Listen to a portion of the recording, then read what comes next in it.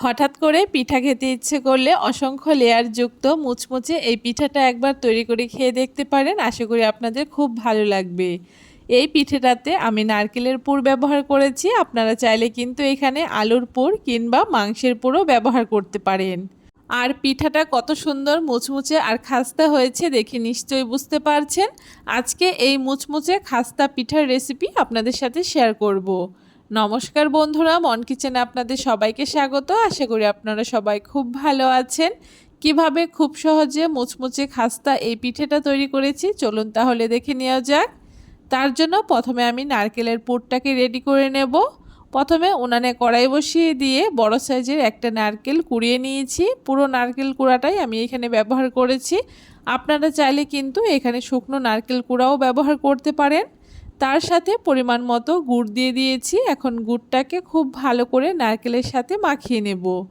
এইভাবে করে গুড়টাকে যদি নারকেলের সাথে মাখিয়ে নেওয়া হয় তাহলে কিন্তু নারকেলটা খুব সুন্দর নরম হয়ে যায় আর গুড়টাও তাড়াতাড়ি গলে যায় আর পুরটাও বেশ সুন্দর হয়।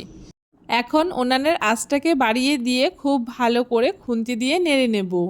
আর এই সময় কিন্তু অনবরত নেড়ে যেতে হবে, তা না হলে কিন্তু তলায় লেগে যেতে পারে। আর তলায় যদি একবার লেগে যায় তাহলে কিন্তু পুরটা একদম তেতো হয়ে যাবে। বেশ কিছুক্ষণ নেড়ে চেড়ে নিলেই দেখবেন গুড়টা থেকে বেশ অনেকটা জল ছেড়ে দিয়েছে। আর যতক্ষণ না এই গুড়ের জলটা একদম শুকিয়ে এই পুরটা একদম কড়াই থেকে ছেড়ে আসছে ততক্ষণ কিন্তু আমাদের একটু সময় নিয়ে পুরটাকে রেডি করে নিতে হবে। দেখুন বেশ কিছুক্ষণ আমি রান্না করে নিয়েছি আর পুরটা কিন্তু বেশ অনেকটাই শুকনো হয়ে গেছে আর কড়াই থেকে কিন্তু ছেড়ে আসছে আর বেশ সুন্দর আঠালো একটা পুর তৈরি হয়েছে। নারকেলের পুরটা আমার একদম রেডি হয়ে গেছে। এখন নামিয়ে ঠান্ডা করে নিচ্ছি। এইদিকে পিঠে তৈরি করার জন্য একটা বাটির মধ্যে আমি ছোট একটা বাটি মেপে 2 বাটি ময়দা দিয়ে দিচ্ছি। আর ময়দার মধ্যে সামান্য একটু নুন আর সামান্য একটু চিনি দিয়ে দিচ্ছি।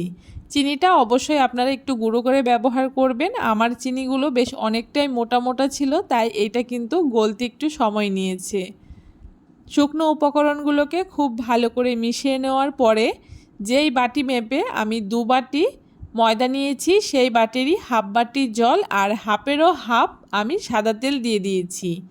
এখন এভাবে করে খুব ভালো করে মাখিয়ে নেব।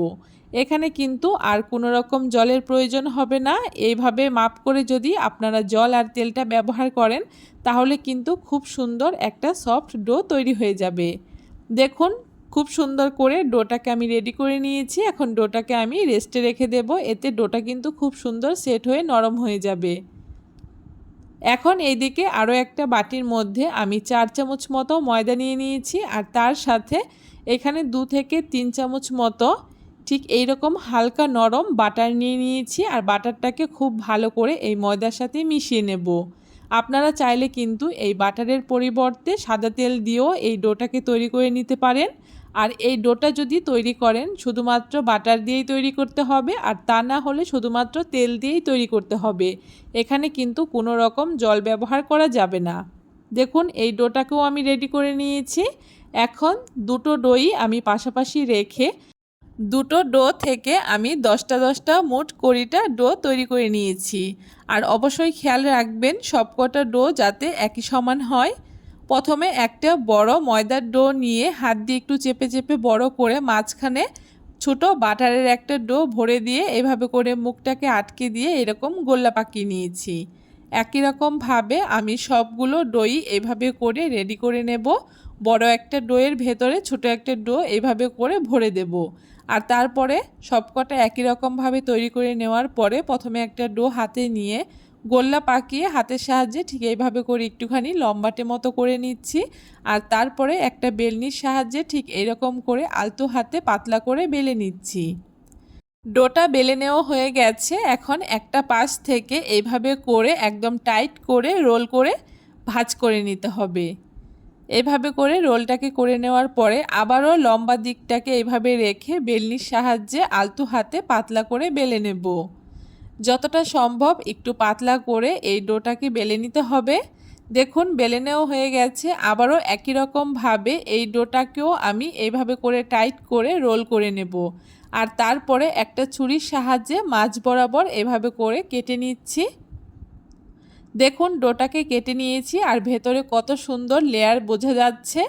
এখন এভাবে করে একটুখানি হাতের সাহায্যে চ্যাপটা করে নিয়ে আবারও এটাকে আমি লুচির মতো ছোট করে বেলে নিচ্ছি। এটা কিন্তু খুব বেশি পাতলা করা যাবে না। এভাবে করে একটুখানি গোল করে এই লেচিটাকে আমি বেলে নিয়েছি। আর দেখুন পেছন সাইডটা কিন্তু লেয়ারটা ভালো বোঝা যাচ্ছে, তাই ভেতরের অংশে আমি এইখানে নারকেলের পুরটাকে দিয়ে দিচ্ছি। খুব বেশি পুর ভর্তি করে দেওয়া যাবে না, তাহলে কিন্তু বেরিয়ে আসতে পারে। পরিমাণ মতো পুর দিয়ে এভাবে করে চেপে চেপে মুখটাকে আটকে দিচ্ছি। আর ঠিক এরকম করে পুলি পিঠের মতো আমি ডিজাইনটাকে করে নিচ্ছি। আপনারা আপনাদের পছন্দ মতো যে কোনো ডিজাইন তৈরি করে নিতে পারেন। দেখুন এখানে একটা পিঠে আমার তৈরি করে নেওয়া হয়ে গেছে। একই রকমভাবে আরও একটা পিঠা আমি আপনাদেরকে তৈরি করে দেখাচ্ছি। প্রথমে লেচিটাকে লুচির মতো বেলে নেওয়ার পরে ভেতরে পুরটাকে ভরে দিয়ে মুখটাকে আটকে ঠিক পুলি পিঠের মতো এভাবে করে ডিজাইনটাকে করে নিতে হবে। দেখুন এক এক করে সবগুলো পিঠা আমার তৈরি করে নেওয়া হয়ে গেছে। এখন পিঠাগুলোকে আমি ভেজে নেব। তার জন্য কড়াইতে পরিমাণ মতো তেল দিয়ে দিয়েছি। আর তেলটা যখন হালকা একটু গরম হয়েছে ঠিক তখন কিন্তু এক এক করে পিঠাগুলোকে দিয়ে দিয়েছি। আর এই পিঠাগুলোকে একদম লো আঁচে একটু সময় নিয়ে উল্টে পাল্টে লাল করে ভেজে নিতে হবে। একটু সময় নিয়ে এই পিঠেগুলোকে ভেজে নিলেই কিন্তু পিঠেগুলো একদম মুচমুচে আর খাস্তা হবে। যদি হাই ফ্লেমে আমরা পিঠাগুলোকে ভাজি সেক্ষেত্রে কিন্তু পিঠাগুলো উপর থেকে কালার চলে আসলেও লেয়ারগুলোও বেরোবে না আর ভেতরটা কাঁচা থাকবে। দেখুন একটু সময় নিয়ে উল্টে পাল্টে পিঠাগুলোকে আমি লাল লাল করে ভেজে নিয়েছি। আর পিঠাগুলোর লেয়ার কত সুন্দর ছেড়ে গেছে। সবগুলো পিঠা আমার লাল করে মুচমুচে করে ভেজে নেওয়া হয়ে গেছে। এখন পিঠাগুলোকে আমি তেল ঝরিয়ে খুব ভালো করে তুলে নিচ্ছি। একই রকমভাবে বাকি পিঠাগুলোকেও আমি ভেজে নিয়েছি। দেখুন সবগুলো মুচমুচে খাস্তা পিঠা আমার তৈরি করে নেওয়া হয়ে গেছে। আর একটা পিঠা আমি আপনাদেরকে ভেঙেও দেখাচ্ছি এটা কত সুন্দর মুচমুচে আর খাস্তা হয়েছে। আর লেয়ারগুলো তো আপনারা বুঝতেই পারছেন। আপনারাও কিন্তু এখন খুব সহজে এই মুচমুচে খাস্তা পিঠাটা তৈরি করে খেয়ে নিতে পারেন। আর আশা করি আপনাদের খুব ভালো লাগবে। কেমন লাগলো আজকে খুব সহজে এই মুচমুচে পিঠার রেসিপি অবশ্যই কমেন্ট করে জানাতে ভুলবেন না। ভিডিওটা ভালো লাগলে সবার সাথে শেয়ার করে চ্যানেলটাকে সাবস্ক্রাইব করে দেবেন।